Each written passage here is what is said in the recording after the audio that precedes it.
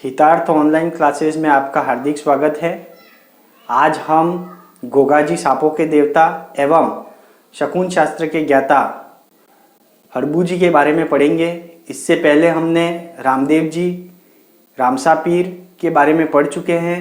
उसी तरह हमारे दूसरे वीडियो में हमने पाबू जी ऊँटों के देवता एवं मेहाजी मांगलिया के बारे में पढ़ चुके हैं। यदि आपने वो वीडियो नहीं देखे हो तो इस वीडियो के डिस्क्रिप्शन में इसका लिंक दिया जा रहा है, आप वहां से वह वीडियो देख सकते हैं। तो चलिए स्टार्ट करते हैं आज का वीडियो। आज के वीडियो में क्या जो हमारा फर्स्ट पॉइंट है गोगाजी सांपों के देवता, इसे स्टार्ट करते हैं। गोगाजी को सांपों का देवता कहा जाता है। यहाँ पंचपीर देवता में शुमार हैं। यदि हम इनके उपनामों की और बात करें तो इन्हें जाहर पीर के नाम से जाना जाता है और गोगा पीर, गुग्गा, गोगा बापा इत्यादि नामों से भी इनको जाना जाता है। इनको इन नामों से क्यों जाना जाता है, इसके लिए आप वीडियो को अंत तक सुने। नेक्स्ट अगर हम इनके जन्म के बारे में बात करें तो चौहान वंशीय जो गोगाजी हैं उनका जन्म 11वीं शताब्दी में चूरू जिले के ददरेवा नामक स्थान पर हुआ था। वापस रिपीट कर रहा हूँ, चौहान वंशीय गोगाजी का जन्म 11वीं शताब्दी में चूरू जिले के ददरेवा नामक स्थान पर हुआ था। यदि हम इनके परिवार की बात करें तो इनके पिताजी का नाम जेवर सिंह, माता का नाम बाछल देवी, पत्नी कैलम दे जो कोलूमन फलोदी जोधपुर की राजकुमारी थी। इनकी गोड़ी नीली गोड़ी। गोगाजी की पूजा बालालिय योद्धा के रूप में और उनके प्रतीक के रूप में सर्प की होती है। ये ध्यान रखना है। तेजाजी को भी सांपों का देवता कहा जाता है, लेकिन उनकी जो पूजा होती है वहाँ घोड़े पर सवार होकर जो सर्प है वो मुंह पर जीभ पर डंस रहा हो, ऐसा है उनके जो प्रतीक के रूप में पूजा की जाती है। और उनके सिर पर सर्प के रूप में की जाती है। यानी जितने भी उनकी जो मेढ़ी बनी होती है, इनके जो मंदिर बने हुए हैं वहाँ पर पत्थर पर सर्प की को उत्कीर्ण किया जाता है, सर्प की आकृति को उत्कीर्ण किया जाता है और फिर उनकी पूजा की जाती है। इनके गुरु गोरखनाथ थे। इनके बारे में एक छोटी स्टोरी ये है कि जेवर सिंह और बाछल देव के संतान नहीं हो रही थी तो इन्होंने गुरु गोरखनाथ की पूजा की थी और गुरु गोरखनाथ ने इन्हें फल आशीर्वाद के रूप में फल गुग्गल दिया था और उसके प्रभाव से इन्हें संतान उत्पत्ति हुई जो गोगाजी के रूप में थी। ये चीज़ भी आपको ध्यान में रखनी है। इनके गुरु का नाम गोरखनाथ। नेक्स्ट अगर हम बात करें तो एक शब्द प्रचलित है गोगा राखड़ी। राजस्थान में एक शब्द प्रचलित है गोगा राखड़ी। ये गोगा राखड़ी क्या है, यह बात भी आपको ध्यान में रखनी है, इम्पोर्टेंट है। तो राजस्थान के किसान जो हैं वो वर्षा के बाद हल जोतने से पहले गोगाजी के नाम की राखी यानी एक धागा है जो बांधते हैं गोगा राखड़ी और उसे हल और हाली दोनों पर बांधते हैं ताकि अच्छी पैदावार हो सके। तो यहाँ पर एक अच्छा प्रश्न बनता है कि राजस्थान के किसान अच्छी पैदावार हेतु किस लोक देवता के नाम की राखी हल और हाली दोनों पर बांधते हैं? तो गोगा राखड़ी जो है वह गोगा जी के लोक देवता के नाम से बांधी जाती है। इन्हें सर्पदंश हेतु पूजा जाता है। सर्प काटे व्यक्ति को गोगाजी के नाम की तांती यानी धागा बांधा जाता है। गोगाजी के तीर्थ यात्री अपने साथ ददरेवा में स्थित गोरखाना या गोरख गंगा तालाब की मिट्टी साथ ले जाते हैं। यूँ माना जाता है कि सर्प के काटने पर डंक वाली जगह पर इसका लेप करने से रोगी ठीक हो जाता है। नेक्स्ट अगर हम बात करें तो इनके बारे में एक दो तीन शब्द और आते हैं, शीर्ष मेढ़ी और धूर मेढ़ी। ये शीर्ष मेढ़ी और धूर मेढ़ी क्या है इसके बारे में देखते हैं। तो यूँ माना जाता है कि जब गोगाजी वीर गति को प्राप्त हुए तो जब उनका शीश था वो धड़ से अलग हुआ तो यूँ माना जाता है कि इनका जो शीश था वहाँ ददरेवा चूरू में जाकर गिरा और जो धड़ था वो गोगामेढ़ी नोहर हनुमान जाकर गिरा। तो ददरेवा चूरू जो इनकी जन्म स्थान है उनको शीश मेढ़ी या शीर्ष मेढ़ी कहा जाता है और नोहर हनुमानगढ़ गोगामेढ़ी जो गांव है जहाँ इनकी समाधि है उन्हें धूर मेढ़ी या धड़ मेढ़ी भी कहा जाता है। अगर हम इनके मेले की बात करें तो गोगामेड़ी एक छोटा सा गांव है जहाँ पर भाद्रपद माह में एक बहुत बड़े विशाल नगर के रूप में परिवर्तित हो जाता है। इतना बड़ा इनका मेला बढ़ता है। इनका मेला भाद्रपद कृष्ण नवमी को, देखो अधिकतर लोक देवताओं के जो मेले हैं वो भाद्रपद मास में बढ़ रहे हैं, अभी तक हमने जितने भी पढ़े। तो याद रखना है, सर्प होते हैं वो काले रंग के होते हैं, तो इनका मेला भाद्रपद कृष्ण नवमी में पड़ता है। गोगा नवमी भी कहते हैं इसे। नेक्स्ट अगर हम बात करें तो गोगामेड़ी के चारों ओर जो फैला हुआ जंगल है उसे वणी या ओयान कहलाते हैं। जो गोगामेड़ी हनुमानगढ़ में है उसके मंदिर के चारों तरफ जो जंगल है उसे वणी या ओयान कहते हैं। गोगा जी की मेड़ी एक शब्द और प्रचलित शब्द है। तो इनके बारे में कहा जाता है कि गाँव गाँव खेजड़ी गाँव गाँव गोगा वीर, यानी जहाँ जहाँ पर भी खेजड़ी के वृक्ष हैं वहाँ पर गोगा जी के चबूतरे या थान गोगा जी की मेड़ी कहलाते हैं, जिनमें पत्थर पर सर्प की आकृति उत्कीर्ण होती है और लोग इन्हें वहाँ पर पूजते हैं। नेक्स्ट अगर बात करें गोगा जी के मुख्य मंदिरों के बारे में तो गोगा जी के मुख्य मंदिर गोगामेड़ी नौहर हनुमानगढ़ जहाँ पर उनका समाधि स्थल है वहाँ बना हुआ है। ददरेवा चूरू उनके जन्म स्थल पर बना हुआ है। और गोगा जी की ओल्डी किलोरियो की ढाणी सांचौर जालोर में गोगा जी की ओल्डी बनी हुई है। गोगामेड़ी के सभा मंदिर के दरवाजे की ऊंचाई पर बिस्मिल्लाह अंकित पत्थर लगा हुआ है, ये भी ध्यान में रखना है। इसके बारे में और आगे अपन चर्चा करेंगे कि गोगामेड़ी के जो सभा मंदिर है के मुख्य दरवाजे पर बिस्मिल्लाह अंकित पत्थर लगा हुआ है।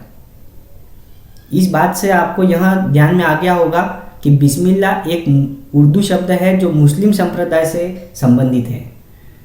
तो जी हाँ, इन्हें मुस्लिम भी मानते हैं और हिंदू भी मानते हैं। मुस्लिम इन्हें गोगा पीर या जहर पीर के नाम से जानता है और हिंदू इन्हें गोगा जी के नाम से जानता है। गोगा जी की समाधि स्थल के बाहर नरसिंह कुंड बना हुआ है। समाधि स्थल यानी गोगामेड़ी, जिसके पवित्र पानी के छींटे व छाप तीर्थ यात्रियों को दी जाती है। गोगा जी ने गौ रक्षार्थ एवं मुस्लिम आक्रांताओं महमूद गजनवी से देश की रक्षा करते हुए अपने प्राण न्यौछावर किए, इसलिए इन्हें लोक देवता के रूप में पूजा जाता है। गोगा जी को हिंदू और मुस्लिम दोनों पूजते हैं, अतः ये दोनों संप्रदायों में निकटता स्थापित करने के लिए भी प्रसिद्ध हैं। लोक मान्यता है कि गोगा जी के पुजारी को सांप नहीं काटता। अब गोगा जी के पुजारी होते कौन है? ये हिंदू और मुस्लिम दोनों होते हैं उस मंदिर में, ये भी ध्यान में रखना है। और इनके शरण में जाने पर सर्पदंश से पीड़ित व्यक्ति पर सर्प का विष नहीं चढ़ता है।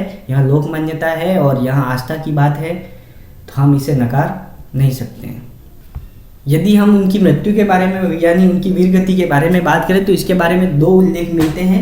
एक पक्ष का यह मानना है कि इनकी जो मृत्यु हुई वो महमूद गजनवी से युद्ध करते हुए हुई। दूसरी जो पक्ष है उनके बारे में कहना है कि उनके जो चचेरे भाई थे अर्जुन व सुरजन से युद्ध करते हुए वीर गति को प्राप्त हुए। तो वंश भास्कर सूर्यमल मिश्रण, वंश भास्कर जो ग्रंथ है सूर्यमल जी मिश्रण का, उनके अनुसार उनके चचेरे भाई अर्जुन व सुरजन ने गायों को महमूद गजनवी को, अपने राज्य की गायों को महमूद गजनवी को देने पर गायों को बचाने के लिए गोगा जी ने महमूद गजनवी से युद्ध किया, जिसमें गोगा जी वीर गति को प्राप्त हुए। माना जाता है कि युद्ध के दौरान जब उनका शीश धड़ से अलग हुआ तो शीश ददरेवा चूरू में जाकर गिरा, इसलिए ददरेवा चूरू को शीश मेड़ी कहते हैं, तथा धड़ गोगामेड़ी में जाकर गिरने से गोगामेड़ी को दूर मेड़ी या धड़ मेड़ी कहते हैं। महमूद गजनवी ने इनके युद्ध कौशल को देखते हुए, देखिए यहाँ पर मैंने आपको वीडियो के स्टार्ट में बताया था कि इन्हें जहर पीर क्यों कहा जाता है, तो यहाँ पर मैं इसका उल्लेख कर रहा हूँ कि महमूद गजनवी ने इनके युद्ध कौशल को देखते हुए प्रभावित हुए, क्योंकि इन्होंने देखा कि उनका शीश है वो धड़ से अलग होने के बाद भी उनका शरीर था वो युद्ध कर रहा था। तो उन्होंने इससे प्रभावित होकर इन्होंने कहा जहर पीर योद्धा है। जहर पीर का मतलब जीवित योद्धा, ऐसा योद्धा जो वीर गति को प्राप्त होने के बाद भी इसका शरीर युद्ध में लड़ रहा है। इसलिए इन्होंने इनको जहार पीर की संज्ञा दी। आपको प्रश्न पूछ सकता है कि गोगा जी को जहार पीर की संज्ञा किसने दी? तो महमूद गजनवी ने।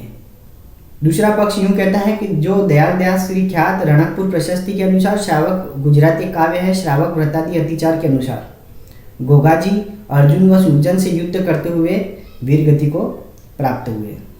फिरोज शाह तुगलक ने, देखिए अभी जो उनके गोगामेड़ी का जो मंदिर बना हुआ है उसका जो मकबरे नुमा जो आकार बनाया है वहाँ किसने बनाया था? फिरोज शाह तुगलक ने।